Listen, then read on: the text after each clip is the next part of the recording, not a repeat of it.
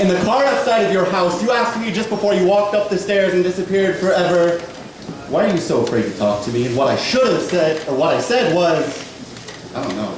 What I should have said was, because I'm fucking terrified of spiders, and no, I'm not calling you a giant, hairy, scary arachnid who crawl its way into my heart with your 8 giant, hairy, scary legs, only to lay millions of tiny, hairy, scary eggs that will eventually hatch and crawl with their tiny, hairy, scary legs throughout my veins and through my bloodstream until they eventually burst through my chest cavity like that scene in Alien.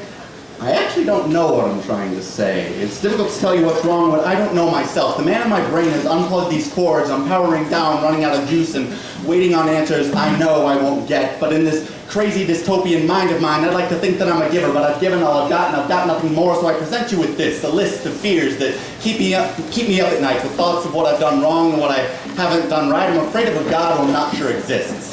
I pray to Jesus, Allah, and Buddha, hoping to reach heaven or nirvana, and right now this place smells like teen spirit and death, which are two things that aren't really that far apart, because as distant as they are from death, teens can't get it off their minds like sex. The brain's cluttered with tombstones and tits. It's a Game of Thrones marathon inside their heads, and they're just waiting to off the main character in this week's climactic conclusion. And if we've learned anything from Game of Thrones, it's that death comes after life, and life comes after sex. So sex and death really aren't that different. You never want to be the one who comes first. And I've learned that death doesn't smell like rotting or decay, but hospital rooms and clean cotton sheets. It sounds like car crashes and flat lines of the song that plays on the radio just before you run that red. It looks like pale faces and wrinkled skin, tastes like rum but stings like vodka, and it's easier to crack a bottle than a smile when your family's in a hospital and you're waiting on whens rather than ifs, knowing that one day it'll be your turn. But right now this Grim Reaper's blind, deaf, and dumb, meaning I can hide for just a little while longer. I'm afraid of falling in love or out of touch with my best friends, because it's happened before. Why wouldn't it happen again? So I put an axe in the whole best friend thing and started to hang out with people I kind of knew, who kind of knew me, and we kind of did things that we kind of all liked,